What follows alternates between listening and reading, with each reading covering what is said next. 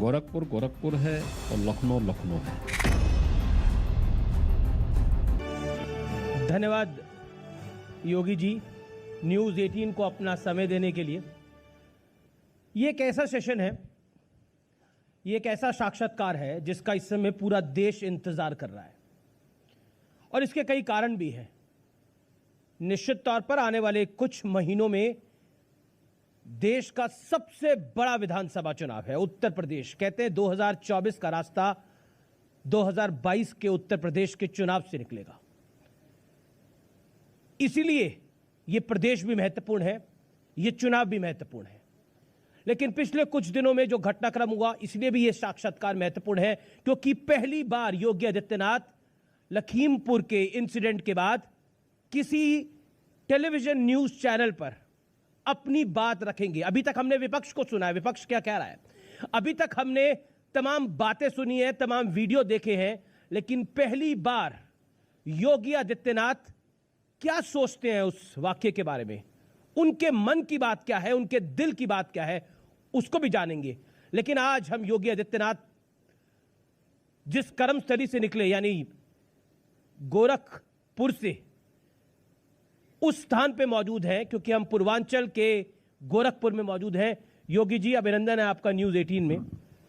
अमेशी, धन्यवाद आपको, आप गोरखपुर में आए हैं। आपकी लखनऊ अब कर्मस्थली है, अब आप लखनऊ में रहते हैं, वहां काम करते हैं, मुख्यमंत्री हैं। लेकिन मेरे मन में यह सवाल है कि मन में लखनऊ ज्यादा है या गोरखपुर ज्यादा है, दिल के करीब कौन है? गोरखपुर गोरखपुर है और लखनऊ लखनऊ है, इसलिए दोनों में कोई तुलना नहीं की जा सकती है।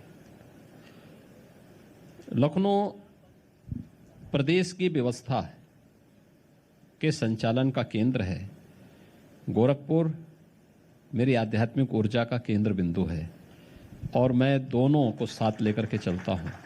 एक से ऊर्जा मिलती है और एक के माध्यम से लोक कल्याण के कार्यों को प्रदेश के 24 करोड़ लोगों तक पहुंचाने का एक हमारे पास सशक्त माध्यम बनता है। और पूरी ईमानदारी और पूरी प्रतिबद्धता के साथ हम लोगों ने दमदार तरीके से प्रदेश सरकार की उपस्थिति गांव-गांव और घर-घर तक पहुंचाई है। पिछले कुछ दिनों में एक विवाद भी बहुत ज्यादा मीडिया में भी छाया रहा और उससे भारतीय जनता पार्टी पर भी बहुत सवाल खड़े हुए, आपकी सरकार पे भी बहुत सारे सवाल खड़े हुए। मैं लखीमपुर खीरी में जो वायलेंस हुई, एक एक्ट ऑफ वायलेंस हुआ, उसके संदर्भ में मैं आपसे सवाल पूछना चाहता हूं, क्या कहना चाहते हैं आप उस विषय पर?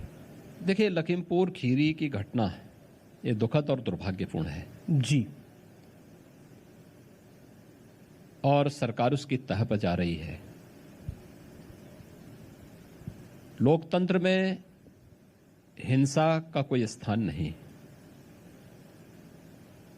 जब कानून सबको सुरक्षा प्रदान करने की गारंटी दे रहा है तो कानून को हाथ में लेने का अधिकार किसी को नहीं, चाहे वो कोई भी हो, चाहे वो कोई भी हो, मंत्री हो, उसका बेटा भी हो। मैंने कहा कोई भी हो, कानून सबके लिए समान है और कानून सबके के साथ समान रूप से व्यवहार भी करेगा। लेकिन हाँ, ये माननीय उच्चतम न्यायालय की स्थापित रूलिंग है कि गिरफ्तारी के पहले आपके पास पर्याप्त साक्ष्य भी होने चाहिए। हम किसी व्यक्ति के आरोप पर अनावश्यक किसी को गिरफ्तार भी नहीं करेंगे, लेकिन हाँ, अगर कोई दोषी है तो उसको छोड़ेंगे भी नहीं, वह कोई भी क्यों ना हो। और ये सरकार का संकल्प है, हम लोगों ने प्रदेश के अंदर यही किया।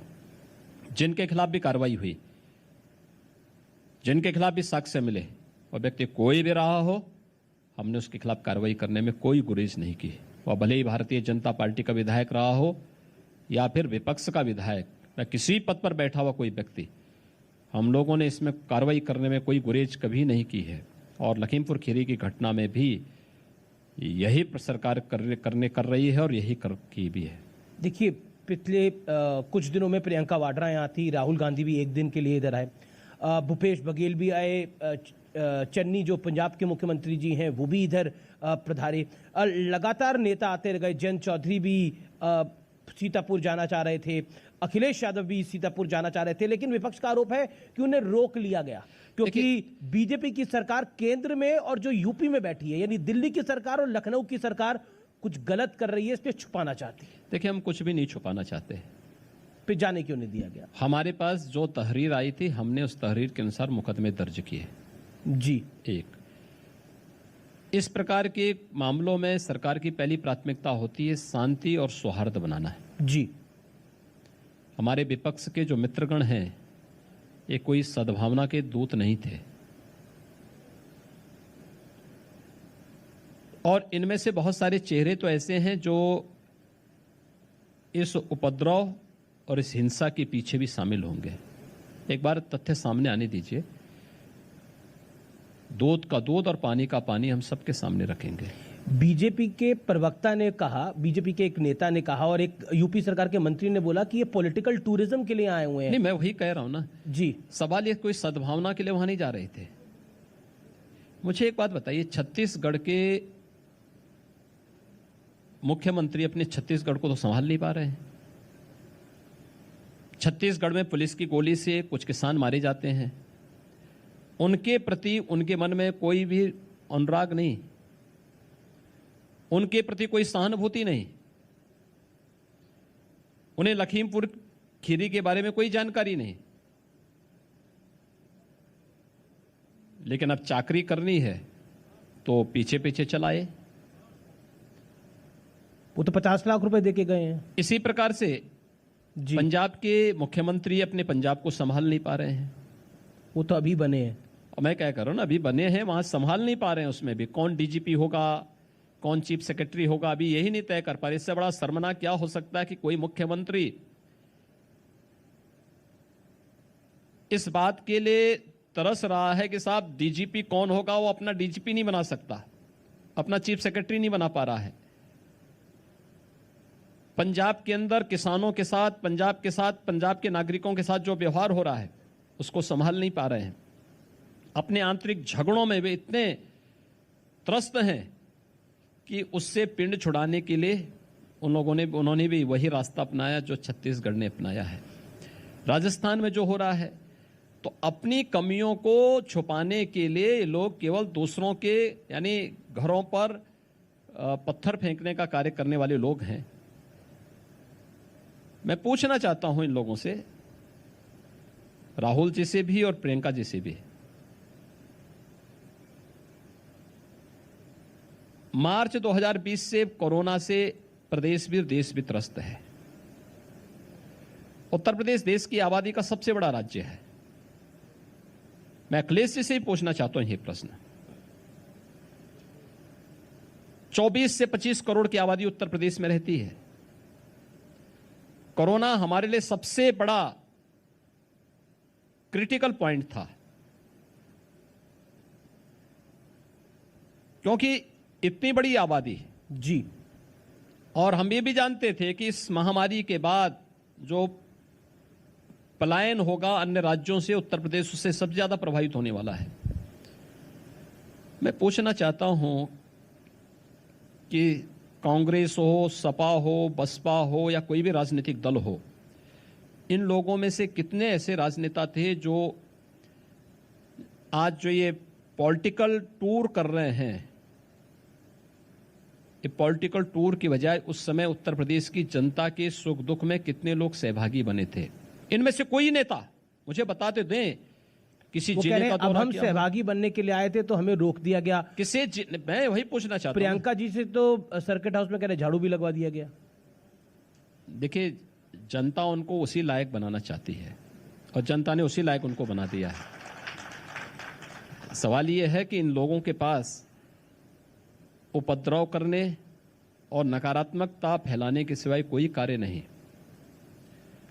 कोरोना कालखंड में इनके किसी के दर्शन नहीं हुए।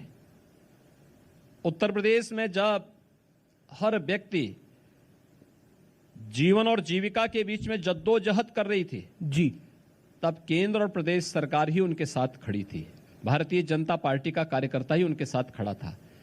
तब इन राजनीतिक दलों के या इनके नेताओं का या इनकी स्वयं की उपस्थिति कहीं नहीं थी, जीरो थी। और ये मार्च 2020 से लेकर के मैं कह सकता हूं कि अक्टूबर 2021 के बीच में भी यही स्थिति थी, लेकिन अचानक उनकी नींद खुली, उनको लगा कि लखीमपुर खीरी एक बहाना है, लेकिन ऐसा नहीं हो पाएगा। उत्तर प्रदेश की लेकिन क्या जनता, आपको लगता है, उत्तर प्रदेश की जनता, देखिए सरकार की प्राथमिकता होती है शांति और सौहार्द बनाना, पहले सरकार ने वही किया।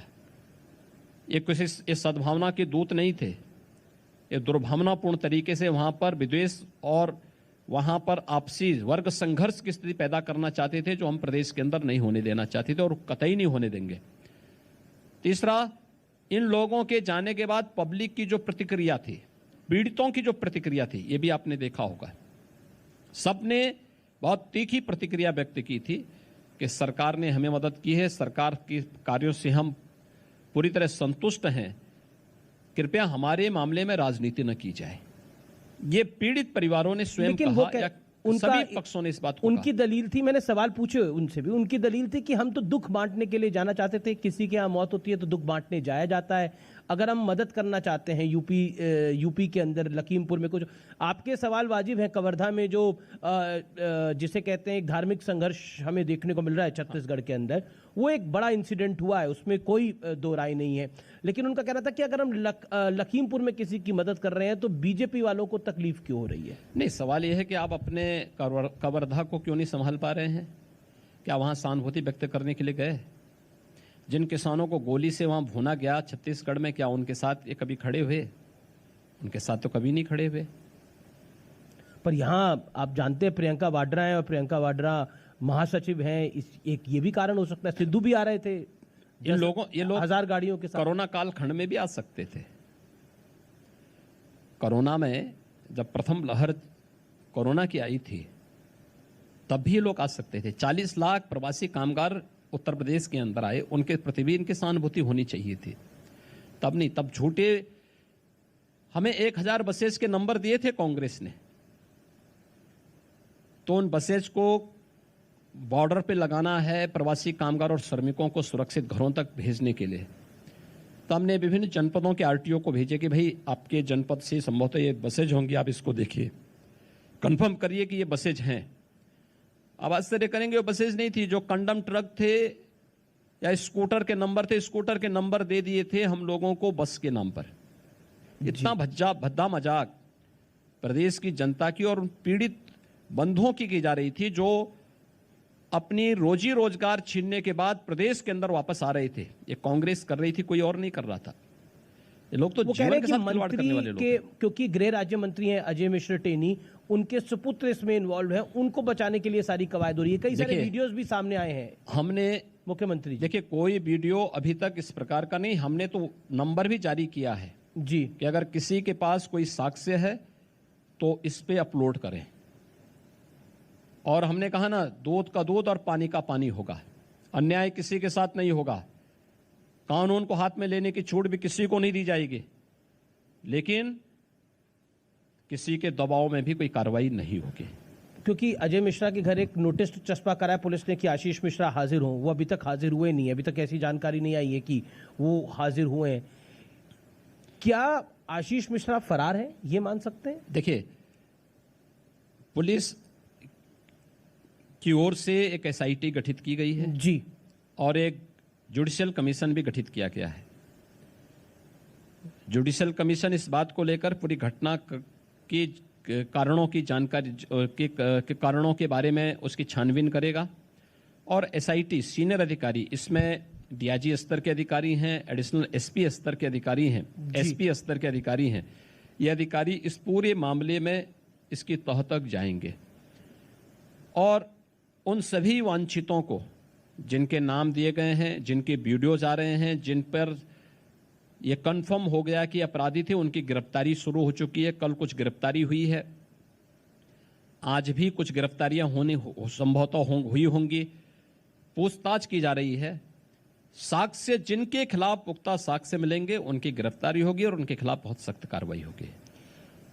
मैं इस घटना पर आपसे आखिरी सवाल पूछ रहा हूं।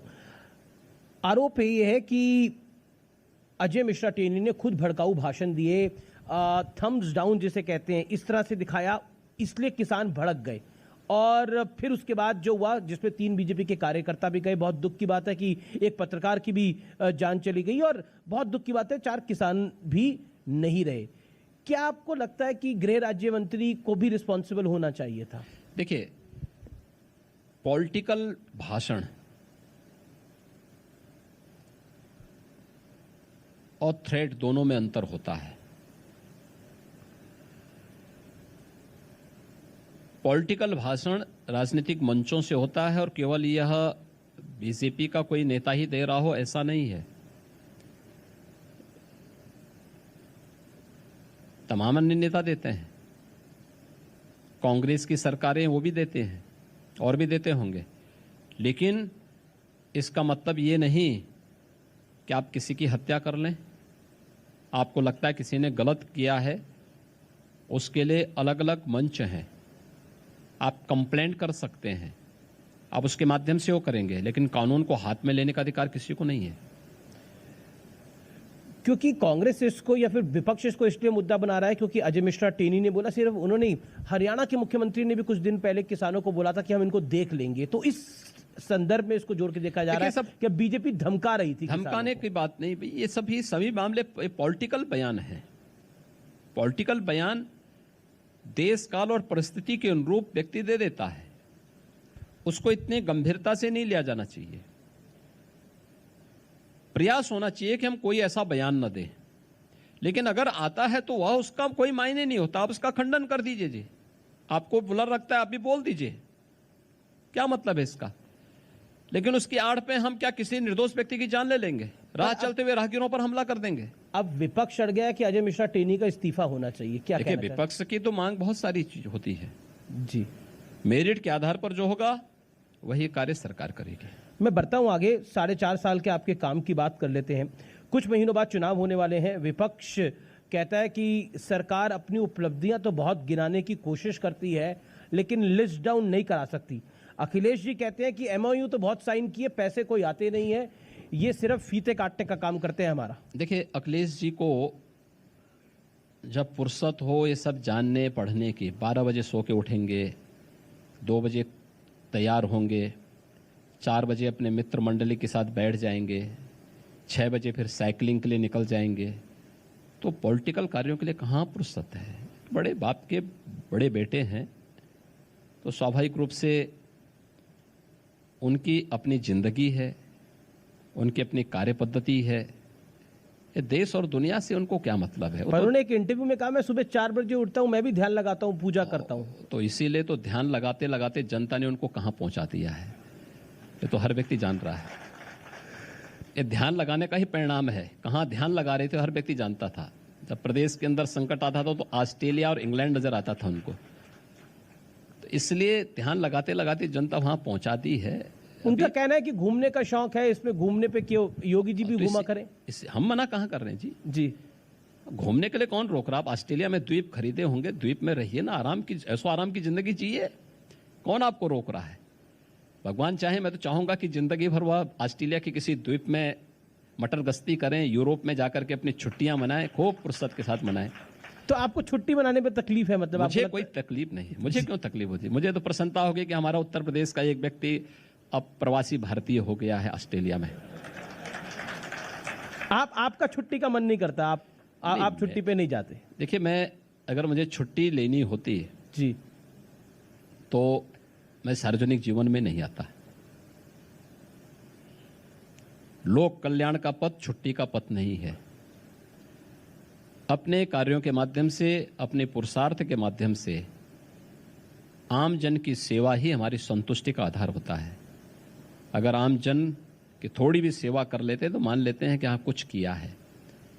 व्यक्तिगत जीवन हमारा कुछ भी नहीं होता है, कोई मायने नहीं रखता है, और न हम व्यक्तिगत जीवन में कोई भी इस प्रकार की चीजों को कोई इस प्रकार का स्पेस रखते हैं। आपकी सरकार का एक बड़ा दावा है, और 2022 में जिसको बीजेपी चुनाव में भी लेके जाएगी, आपने भी कई बार कहा है, बीजेपी के पदाधिकारियों ने भी कई बार बोला है कि कानून व्यवस्था पे हमने बहुत काम किया है। लेकिन पिछले कुछ दिनों पर में आपको कानून व्यवस्था के मुद्दे पे बहुत घेरने का प्रयास हो रहा है। अखिलेश यादव कहते हैं कि यहाँ ठोक तंत्र की सरकार चल रही है। हाल ही में गोरखपुर में जो इंसिडेंट हुआ उसको भी उन्होंने गिराया। क्या कहना चाहते हैं आप? देखिए, जो आपकी सबसे बड़ी उपलब्धि होगी, हमले भी उसी पे होंगे। पब्लिक जिसको एप्रिशिएट कर रही है और जो आपकी छवि को बदल रहा है, हमले उसी पे होंगे। उत्तर प्रदेश की कानून व्यवस्था देश के लिए एक नजीर बनी है, एक स्थापित सत्य है, 4.5 वर्ष का एक स्थापित सत्य है।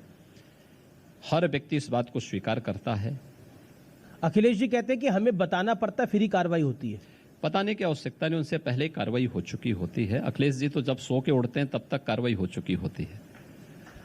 और ठोक तंत्र की सरकार है, ये तो आप पे बहुत बड़ा ब्लेम लग रहा है बार बार कि आप सबको ठोक देते हैं। देखिए, ऐसा क्यों? विपक्ष की पीड़ा यही है कि जिन पेशेवर अपराधियों और माफियाओं को ये लोग गले लगाते थे, जो यहाँ के गरीबों का, यहाँ के व्यापारियों का या सार्वजनिक संपत्ति को जबरन हड़पते थे, उसको अपना जन्मसिद्ध अधिकार मान लेते थे, आज उन पेशेवर अपराधियों और माफियाओं को जेल के अंदर भेज दिया गया है या वे प्रदेश छोड़ करके जा चुके हैं या कहीं और जा चुके हैं। तो स्वाभाविक रूप से इसमें इनका परेशान होना स्वाभाविक है। तो उनकी परेशानी, जब वो इस बात को कहते हैं तो उनके चेहरे की लकीर को पढ़ करके आप बोल सकते हैं कि आखिर इनकी पीड़ा कहाँ झलक रही है। मैं एक आपको आंकड़ा बताता हूं जो असद ओवैसी साहब हैं, आपको बहुत प्रेम करते हैं वो। ओवैसी साहब ने कहा कि ऐसी ठोक तंत्र की सरकार है कि 35% जो टोटल एनकाउंटर हुआ उसमें 35% तो मुसलमानों को ठोक दिया इन लोगों ने। ओवैसी साहब को बोलना चाहिए, एक कश्मीर में जो हो रहा है ना, कभी वहां भी सहानुभूति व्यक्त कर देते तो लोग उनको नेता मानते हैं। आपको लगता नहीं कश्मीर में क्या हो रहा है? बिल्कुल, बहुत ही दुखद घटना है। जिस तरह से चिन्हित करके धर्म के आधार पर हिंदू और सिखों को निशाना बनाया जा रहा है। जो लखीमपुर खीरी में हिंदू और सिखों को लड़ाने का कुत्सित प्रयास कर रहे हैं ना, इनको कश्मीर का आईना दिखाना चाहिए। वहां पर इनको तालिबान के कृत्यों का आईना दिखाना चाहिए। और प्रदेश के अंदर लखीमपुर खीरी के मुद्दे का राजनीतिकरण कौन कर रहे हैं? जो तालिबान का समर्थन काबुल में कर रहे हैं। ये वही चेहरे हैं, ये मिलते जुलते चेहरे हैं। यहां पर हिंदू और सिखों में वैमनस्यता पैदा करने का प्रयास कर रहे हैं।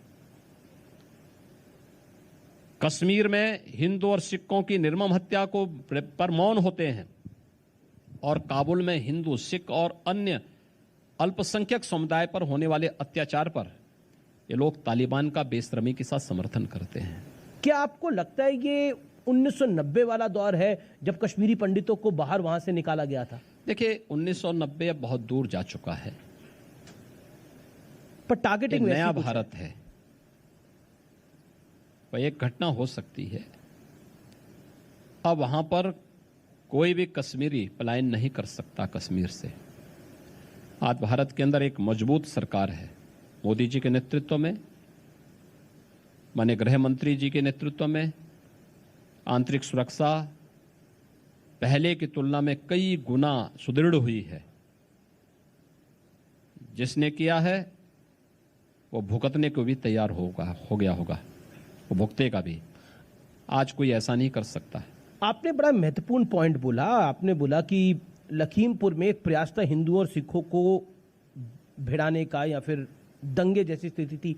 ऐसे बयान हमने देखे पीछे, काफी नेताओं के भी आए, खासतौर पर बीजेपी के। क्या आपको लगता है कि ये एक ढांचा है जिसके इर्द गिर्द घुमाना चाहता है कोई?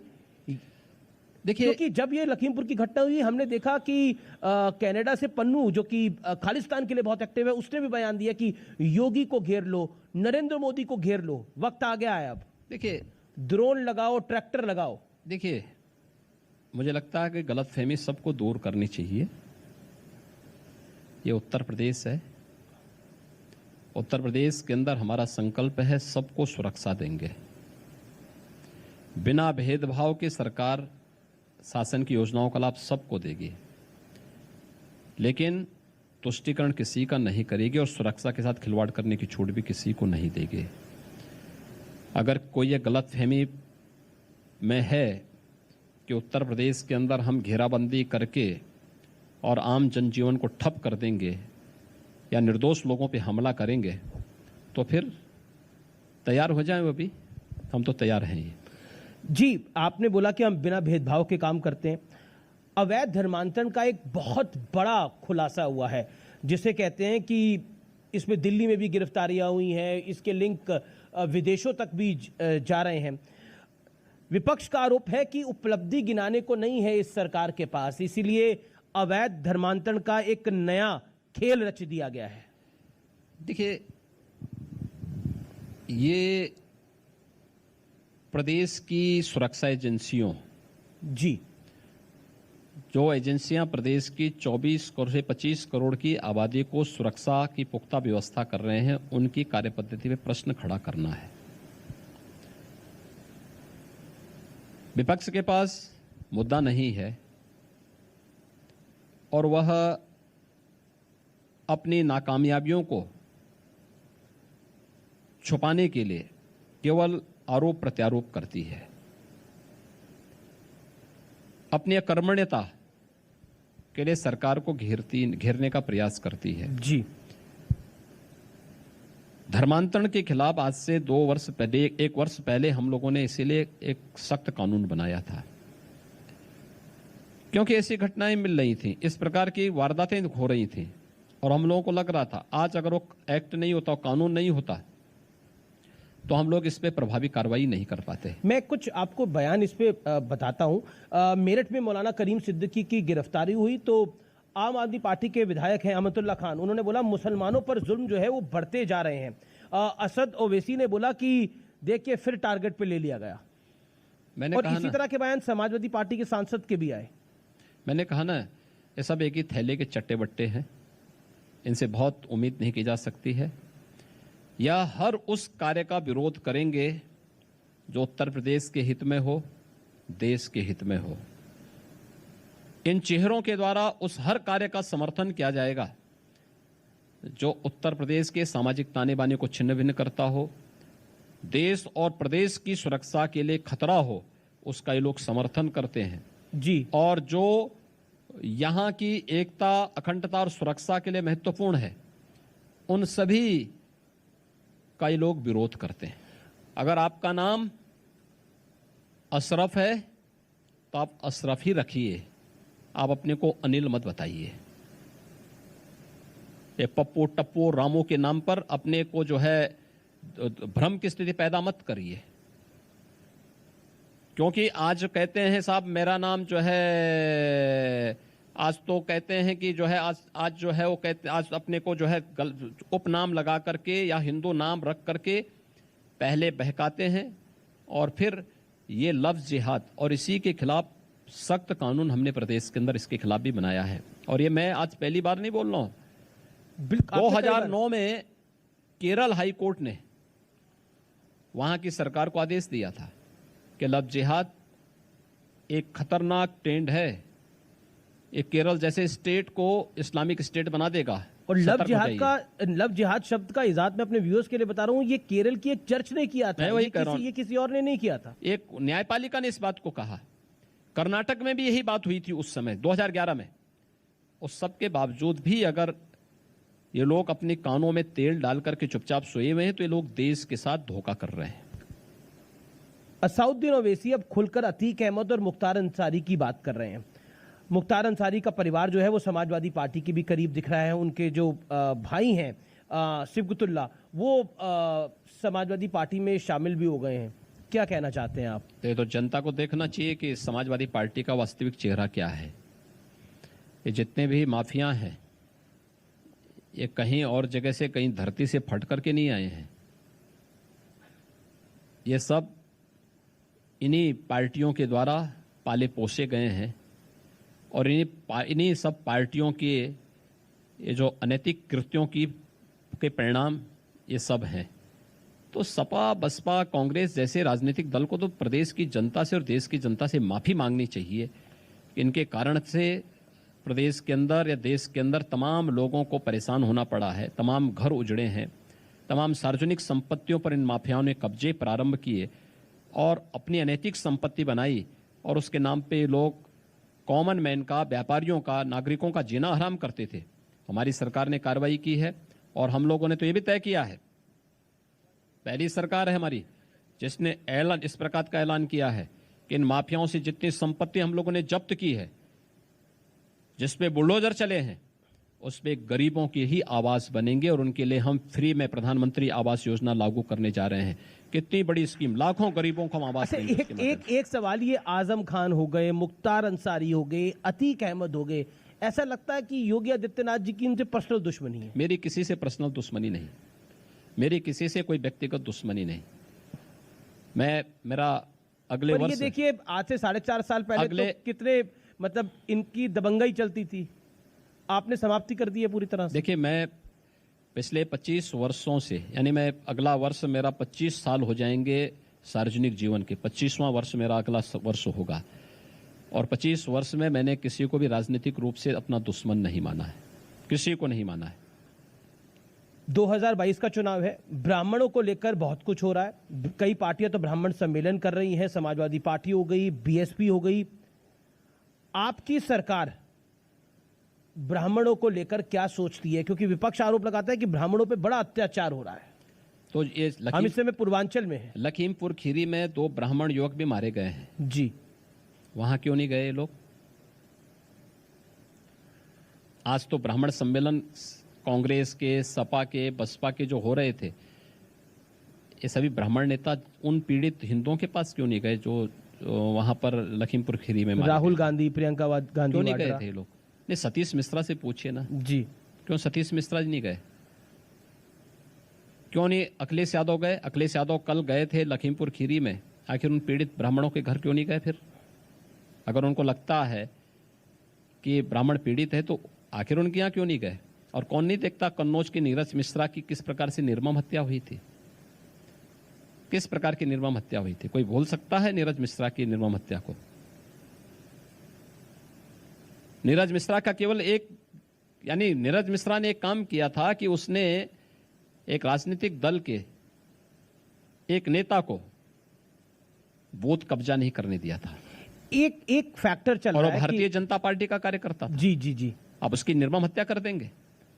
एक फैक्टर चल रहा है कि मुस्लिम, क्या नीरज मिश्रा जी ब्राह्मण नहीं थे? क्या संतोष शुक्ला ब्राह्मण नहीं थे जिसका थाने के अंदर जाकर के हत्या कर दी गई थी? तो इन लोगों के वास्तविक चेहरे को समझो, ये वास्तव में है क्या? ये ना ब्राह्मण हितैषी हैं, ये ना हिंदू हितैषी हैं। तो सही मायने में इन लोगों के चेहरे को देखना तो ये तालिबान हितैषी हैं, और हमेशा तालिबान का लोग समर्थन करते हैं, बाकी किसी का नहीं समर्थन करते। ये एक फैक्टर चल रहा है कि मुस्लिम, यादव, ब्राह्मण एक साथ आ जाएंगे, मुस्लिम, दलित, ब्राह्मण एक साथ आ जाएंगे तो बीजेपी का तो खेल बिगड़ ही जाएगा। देखिए, भारतीय जनता पार्टी सबका साथ और सबके विकास के मंत्र के साथ काम कर रही है। प्रधानमंत्री मोदी जी ने 2013 में ये मंत्र दिया।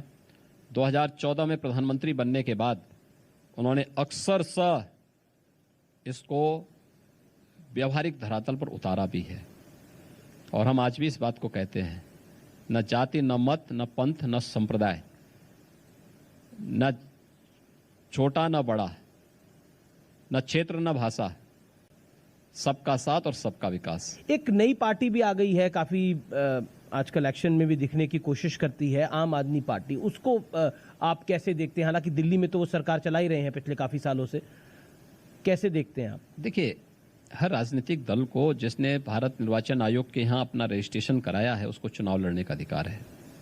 किसी को रोका नहीं जा सकता, रोका भी नहीं, कोई कैसे को रोक सकता है? भारत निर्वाचन आयोग को तय करना है, कोई सरकार को तय करना नहीं होता है। दूसरा, इन लोगों का चेहरा सबके सामने है, 2 चेहरे। आम आदमी पार्टी से एक बात के लिए पूछा जाना चाहिए जी, वह है कि एक लॉकडाउन प्रारंभ होने के बाद यूपी और बिहार के लोगों को दिल्ली से जबरन बिजली पानी का कनेक्शन काट करके क्यों निकाला गया है? उनको राशन से वंचित क्यों किया गया है? पर उन्होंने अपनी शुरुआत अयोध्या से ही करी है। नहीं, मैं क्या कर रहा हूं ना जी, अब तो अयोध्या सबको याद आ रहा है जी। सतीश मिश्रा भी गए। जो राम को नहीं पूछते थे, जो लोग पहले राम को काल्पनिक कहते थे, अब वे भी कहते हैं राम तो हमारे भी है। हमने कहा बोलो ना, कौन जरूरत है, तो हमारी वैचारिक विजय है ही। जो लोग कहते थे अयोध्या में राम जन्म भूमि के लिए कि वहां पर ये, यानी मैं उस शब्द का प्रयोग नहीं करना चाहता हूं। जो लोग पहले राम की को काल्पनिक कहते थे, आज वे सभी लोग राम राम चिल्ला रहे हैं। तो स्वाभाविक रूप से उन्होंने हमारी विचारधारा को स्वीकार किया है, राम के सार्वभौमिक व्यवस्था को स्वीकार किया है। राम शाश्वत हैं, राम सत्य हैं, राम भारत के अंदर धर्म के प्रतीक हैं जी। आज उसको उन्होंने भी स्वीकार किया है। और हम लोग इस बात को मानते हैं कि ये सभी लोग अपने को इस बात को मान लेंगे हम एक सच्चे भारतीय हैं, एक सच्चे हिंदू हैं, जी। तो हमारी वो सबसे बड़ी विजय होगी। और हमारी जो अगली एक्सरसाइज है उसी तरफ जा रही है, एक दिन वे लोग जरूर मानेंगे। प्रभु राम को आप कह रहे हैं सबने मान लिया, लेकिन ओवैसी ने नहीं माना। वो अभी भी कहते हैं, वहां जाते हैं तो अयोध्या को फैजाबाद लिखते हैं। वो कहते हैं कि वहां मस्जिद थी, है और रहेगी। सब अपने अपने ढंग से देख लें अयोध्या को। देखिए, ओवैसी अब ये सपने में देख रहे होंगे, ये तो तय है कि अयोध्या ही रहेगी। हाँ, हैदराबाद भाग्यनगर जरूर बनेगा। चलिए, आप हैदराबाद को भाग्यनगर बना रहे हैं, लेकिन ये अब्बा जान से आपको इतनी तकलीफ क्यों हो गई? आपने विधानसभा में भी अब्बा जान बोला, फिर बोला ये अब्बा जान बोलने वाले सारे राशन खा जाते थे। अब कहा जा रहा है कि आप समुदाय विशेष को, एक धर्म को टारगेट कर रहे हैं इससे। धर्म विशेष को नहीं जी। मैं जनता के सामने, प्रदेश की जनता के सामने इन लोगों के आचरण को प्रस्तुत करना चाहता था। मैंने किसी व्यक्ति का नाम नहीं लिया। एक, मैंने इस बात को कहा था कि वैक्सीन लगाने के लिए हो सकता है कि अपने अब्बा जान को देखे होते तो संभवतः वैक्सीन का विरोध नहीं करते। मैंने बात कही, किसी पे भी लागू हो सकता है। दूसरा, अब्बा जान कोई असंसदीय शब्द नहीं है। और मैंने विधान परिषद में यही बात कही थी। मैंने कहा अगर अब्बा जान असंसदीय शब्द है तो नेता प्रतिपक्ष विधान परिषद में सी अहमद हसन जी हैं, मैंने उनसे कहा अगर अब्बा जान असंसदीय शब्द है आप बताइए। उन्होंने कहा नहीं। तो मैंने कहा फिर आपकी पार्टी विरोध क्यों कर रही है? आ गया ना ये दोहरा आचरण आप लोगों का।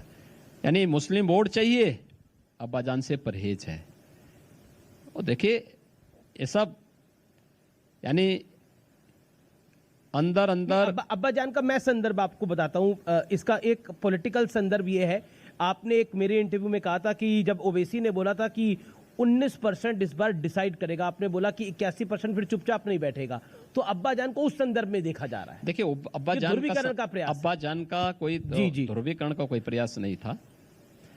अब्बा जान का प्रयास यही था कि एक जनता के सामने असलियत आनी चाहिए जी, कि मुस्लिम वोट इनको चाहिए लेकिन अब्बा जान से इनको परहेज है। दूसरा, क्या ये सच नहीं था 2014 के पहले देश के अंदर और 2017 के पहले प्रदेश के अंदर भी हर मुस्लिम पर्व और त्योहार मनाए जाते थे, सरकारी आयोजन होते थे, लेकिन हिंदू पर्व और त्योहारों को दंगों की भेंट चढ़ा दिया जाता था। आज ऐसा तो नहीं है। आज तो प्रदेश के अंदर सारे पर्व और त्योहार शांतिपूर्ण तरीके से मनाए जा रहे हैं। यानी ये लोग इफ्तार की पार्टी गोल टोपी पहन करके करें तो ठीक, अगर हम लोग कहें कि नहीं भाई कावड़ यात्रा भी निकलनी चाहिए तो बुरा। ये दोहरा चरित्र कैसा जी? ये दोहरी, यानी जन्माष्टमी, ये लोग अपने को यदुवंशी कहते थे, लेकिन थानों में इन्होंने जन्माष्टमी को बैन कर दिया था। जन्माष्टमी के पर्व और त्योहार को नहीं इन्होंने होने दिया था। थानों में, जेलों में एक ही तो पर्व होता था, थानों में, तहसीलों में। हमारी सरकार ने फिर से उसको प्रारंभ किया है। क्या आपको लगता है 2022 के चुनाव में किसान बड़ा फैक्टर होगा? क्योंकि लगातार राकेश टिकैत भी यहाँ पर कार्यक्रम कर रहे हैं। वो कह रहे हैं कि इस बार भारतीय जनता पार्टी को वोट की चोट देनी है। देखिए, तो अभी एक पॉलिटिकल एजेंडा तो बन ही गया है किसान। अब देखिए, किसान आंदोलन, किसान भारत की राजनीति का हिस्सा बहुत पहले से है, लेकिन किसान के लिए ईमानदारी से अगर किसी ने किया है तो प्रधानमंत्री मोदी जी ने किया है। याद करिए, जो धरती माता हमारे अन्नदाता किसानों को अन्न उत्पन्न करके देती है, उस धरती माता की सेहत का ख्याल रखना है, उसके लिए सॉइल हेल्थ कार्ड योजना प्रधानमंत्री मोदी जी ने जारी की देश के अंदर। प्रधानमंत्री फसल बीमा योजना के माध्यम से हर एक किसान की फसल का बीमा का कवर हो सके, इसकी गारंटी प्रधानमंत्री मोदी जी ने दिया। दशकों से लंबित सिंचाई की परियोजनाओं को पूरा करने का कार्य भी किसी ने किया तो प्रधानमंत्री मोदी जी के समय हुआ। और पर ये कानून के विषय में एमएसपी, जी जी जी, देखिए एमएसपी की घोषणा 1967 में जरूर हुई थी, लेकिन एमएसपी ईमानदारी के साथ किसान को प्राप्त हो और एमएसपी का लाभ किसान को मिले, 1.5 गुना लागत का 1.5 गुना दाम किसान को मिले, यह भी प्रधानमंत्री मोदी जी के कारण हो पाया है। क्या इससे पहले किसी ने इस प्रकार के कार्य किए? नहीं, क्योंकि नियत साफ थी ही नहीं। लेकिन किसी के बहकावे में हमारा अन्नदाता किसान नहीं आने वाला। पॉलिटिकल इशू आप देख ही रहे, खुद बन गया। राकेश टिकैत कह रहे हैं कि हम बीजेपी के नेताओं को गांव में नहीं घुसने देंगे। इस बार मुसलमान और जाट एक हो जाएगा तो पश्चिमी उत्तर प्रदेश के अंदर बीजेपी को हरा देगा और ऐसे ही प्रदेश भर में होगा। अब लगता है कि लखीमपुर में हो गया तो वहां पर भी ये मामला एक्टिवेट हो जाएगा। देखिए, यानी पश्चिम से पूर्वांचल तक ले आएंगे इसको। देखिए, हम तो चाहते हैं पूरा प्रदेश एकजुट हो जी। सरकार के कार्यों पर सरकार को वोट दें। हमने काम किया है तो हमें समर्थन दें, अपना वोट दें। नहीं किया है तो हमें खारिज करें, हमें कोई आपत्ति नहीं होगी। लेकिन कुछ जख्म ऐसे होते हैं जो कभी भरे नहीं जा सकते। मुजफ्फरनगर में जो 2 नौजवान जाट नौजवान मारे गए थे, वहां का जाट समुदाय क्या इसको भूल जाएगा? सपा के इन कृत्यों को और सपा के साथ गठजोड़ करके अव्यवस्था फैलाने वाले लोगों को क्या माफ कर देगा? कितनी व्यापक प्रतिक्रिया हुई थी। खाई पैदा हुई थी तब, अब पुल बन रहा है उस पे। हर व्यक्ति जानता है कि ये लोग पुल नहीं बनाने वाले हैं। ये लोग पुल बनाने का काम क्या करेंगे? नीचे पटरा बिछाएंगे, फिर उसके ऊपर जो है कंक्रीट और बालू डालेंगे, फिर उसके ऊपर छड़ लगाएंगे जी। यानी जिससे जैसे पटरा गिरेगा हटेगा तो छत नीचे गिर जाएगी, लोग उसके नीचे फिर दब जाएंगे। ये लोग यही साजिश करना चाहते हैं और ऐसे पुल पर सवारी होकर के कोई भी पश्चिमी उत्तर प्रदेश का व्यक्ति नहीं जाना चाहेगा, कोई भी प्रदेशवासी नहीं जाना चाहेगा, क्योंकि इसे मालूम है इनके बहकावे में आकर के प्रदेश को हमने दंगाग्रस्त प्रदेश बना दिया था। यूपी में इलेक्शन है, विपक्ष तो बहुत कुछ कह रहा है, लेकिन खासतौर पर कांग्रेस पार्टी योगी आदित्यनाथ को लेकर बहुत मुखर है। प्रियंका वाड्रा तो डेरा डाले हुए हैं। राहुल गांधी कहते हैं कि जो नफरत करे वो योगी कैसा। उन्होंने ट्वीट किया ये। देखिए, राहुल जी को स्वयं पता नहीं होता है कि वो क्या बोलना चाहते हैं। उन्होंने जब केरल में गए थे तब उन्होंने उत्तर प्रदेश के बारे में भी कहा था। तनिक तो उनको कृतज्ञता का भाव उनके मन में होता है। जिस उत्तर प्रदेश ने उनकी 3 पीढ़ी को सत्ता के शीर्ष सिंहासन पर पहुंचाया है, उस उत्तर प्रदेश को इन्होंने कोसा है केरल में जाकर के। वहां पर उत्तर प्रदेश के प्रत्येक नागरिक को इन्होंने गाली दी है। उत्तर प्रदेश इसको कैसे विस्मृत कर सकता है? उत्तर प्रदेश का सौभाग्य है कि राम और कृष्ण यहां जन्म हुए, ये उनकी लीला भूमि भी है। और मर्यादा पुरुषोत्तम भगवान श्री राम और श्री कृष्ण के प्रति जिस प्रकार की टिप्पणी 2005 में सुप्रीम कोर्ट में अपने शपथ पत्र के माध्यम से कांग्रेस सरकार ने दिया था, क्या ये उत्तर प्रदेशवासी भूल जाएगा कांग्रेस के इस कृत्य को?